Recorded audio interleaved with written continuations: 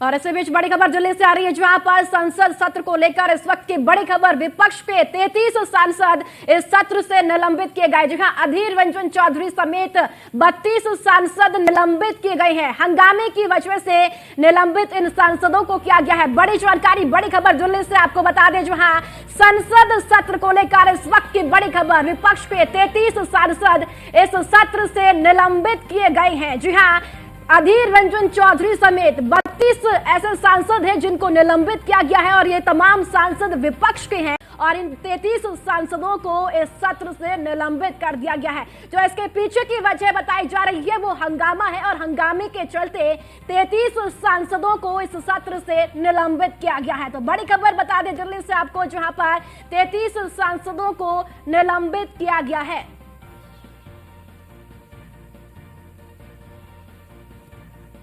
तो इस वक्त की बड़ी खबर दिल्ली से, जो संसद सत्र को लेकर इस वक्त की बड़ी खबर, जहां विपक्ष के 33 सांसद इस सत्र से निलंबित किए गए हैं।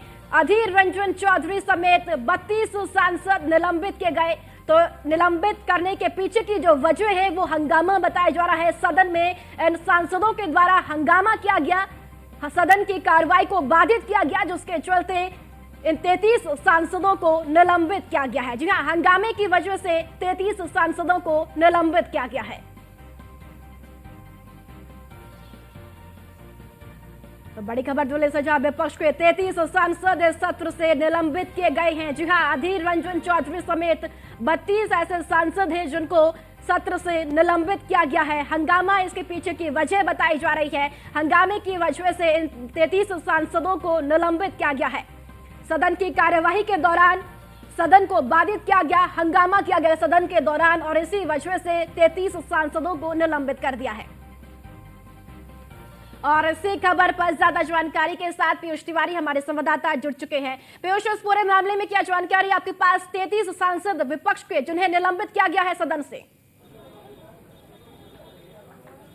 बिल्कुल, अगर हम बात करें तो लगातार जिस तरीके से विपक्ष हंगामा कर रहा था और खासतौर पे सरकार को घेरने की कोशिश कर रहा था, लगातार लोकसभा स्पीकर की ओर से यही कहा जा रहा था कि आप लोग शांतिपूर्ण तरीके से सदन को चलने दें, आप लोगों के पास जो भी सवाल है वो शांतिपूर्ण तरीके से रखें। लेकिन जिस तरीके से लगातार हंगामा किया गया, उसके बाद आपने पहले भी देखा होगा, यानी कि शुक्रवार को करीब 13 सांसदों को सस्पेंड किया गया था और ऐसे में आज फिलहाल जो जानकारी मिल रही है कि करीब 32 से 33 सांसदों को सस्पेंड किया गया है। यानी कि लोकसभा और राज्यसभा की अगर हम बात करें तो ज्यादातर करीब 40 से ज्यादा जो सांसद हैं उनको अब तक सस्पेंड किया जा चुका है, जिसमें अधीर रंजन चौधरी का भी नाम है। इसके साथ ही तमाम ऐसे चेहरे हैं जो अपने पार्टी का प्रतिनिधित्व करते हैं, उनको भी सस्पेंड किया गया है।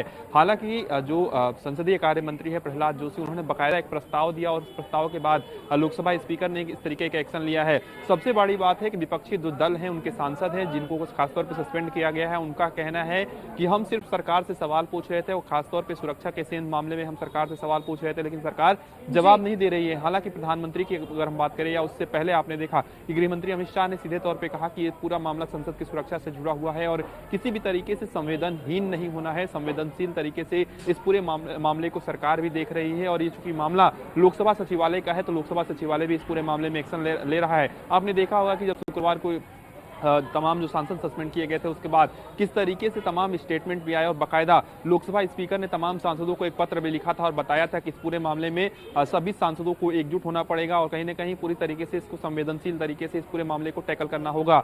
और लगातार ये भी कहा गया, लोकसभा स्पीकर की ओर से जो पत्र लिखा गया था उसमें ये भी बाकायदा जिक्र था कि पूरे सांसदों से हम लोगों ने बातचीत की है और जो भी उचित कार्रवाई करनी है हम लोकसभा सचिवालय के स्तर पर कर रहे हैं। और आपने देखा होगा कि तमाम आरोपियों की पेशी हो रही है। आज भी राउज एवेन्यू कोर्ट में इस पूरे मामले को लेकर सुनवाई थी, लेकिन एक बड़ी कार्रवाई कहीं ना कहीं लोकसभा की ओर से जरूर की गई है। खासतौर पर संसदीय कार्य मंत्री प्रहलाद जोशी के प्रस्ताव के बाद एक बड़ी कार्रवाई की गई है। तमाम सांसद जो कि सस्पेंड किए गए हैं, बताया जा रहा है कि चंद ऐसे सांसद हैं जिन्हें 2 से 3 दिनों के लिए भी सस्पेंड किया गया है, लेकिन तमाम ऐसे बड़े दिग्गज जो चेहरे हैं, जो सांसद हैं, उनको संसद सत्र के शीतकालीन सत्र की अगर हम बात करें, वो बची हुई जो अवधि है उसके लिए सस्पेंड कर दिया गया है। हालांकि तमाम विपक्षी सांसदों की अगर हम बात करें तो आपने देखा होगा किस तरीके से ये सांसद कह रहे थे कि हम इस पूरे मामले में गृह मंत्री अमित शाह सदन के पटल पर जवाब दें और लगातार ये इस पूरे एंगल को आप समझिए, एक तरफ संसद से की सुरक्षा के सेंध से जुड़ा हुआ ये पूरा मामला था, दूसरी तरफ विपक्ष इसको कहीं ना कहीं दबे शब्दों में इसको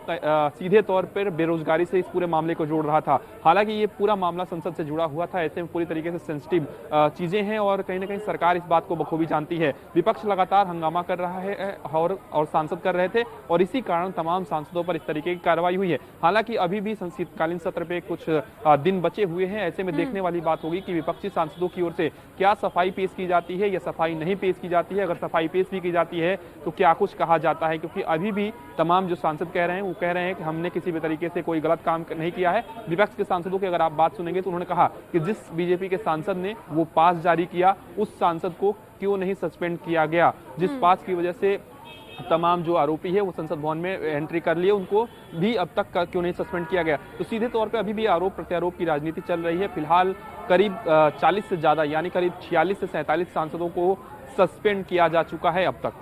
जी बिल्कुल पीयूष, देखिए 33 सांसद ऐसे हैं जिसमें से अधीर रंजन चौधरी है। तो कहीं ना कहीं जो विपक्ष है वो सवाल ये भी खड़ा करता है सत्ता पक्ष पर कि विपक्ष की आवाज को दबाया जा रहा है, इसलिए निलंबन की कार्रवाई की जाती है। और कहीं कहीं ये भी विपक्ष की ओर से किया जाता है कि विपक्ष के सांसदों के माइक बंद करवाए दिए जाते हैं, बात रखनी नहीं दी जाती है।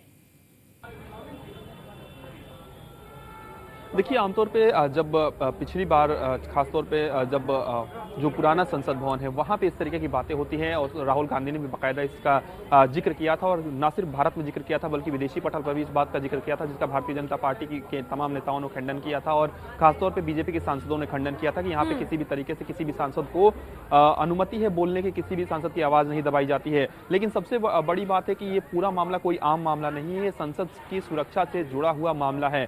ऐसे में जो लोकसभा सचिवालय है वो पूरी तरीके से इस मामले में संज्ञान ले रहा है और आपने देखा कि करीब 7 से 8 कर्मचारियों को हाल फिलहाल में सस्पेंड भी किया गया था, निलंबित भी किया गया था और कहीं ना कहीं अभी भी कार्रवाई जारी है। तो ये भी सरकार कोशिश कर रही है और लोकसभा सचिवालय ये भी कोशिश कर रहा है कि इस पूरे मामले में और भी जो दोषी हैं उनको किस तरीके से पकड़ा जा सके। दिल्ली पुलिस को तमाम जो दिशा निर्देश हैं वो दिए गए हैं। सबसे बड़ी बात है कि आप संजीदगी को समझिए कि लोकसभा स्पीकर को बाकायदा तमाम सांसदों को पत्र लिखना पड़ा, ना सिर्फ पक्ष की बात करें ना सिर्फ विपक्ष की बात करें, जो कि सभी सांसदों को उन्होंने पत्र लिखा था और बाकायदा उन्होंने कहा था कि इस पर संयम रखने की जरूरत है और इस पर कहीं ना कहीं पहले भी इस तरीके की जो घटनाएं हैं सुरक्षा में सेंध लगाने की जो कवायद है कई आरोपी कर चुके हैं। ऐसे में कहीं ना कहीं सरकार जो है खासतौर पर लोकसभा सचिवालय जो है वो कार्रवाई कर रहा है। जी चलिए ठीक है पीयूष, बहुत बहुत शुक्रिया आपका जानकारी साझा करने के लिए।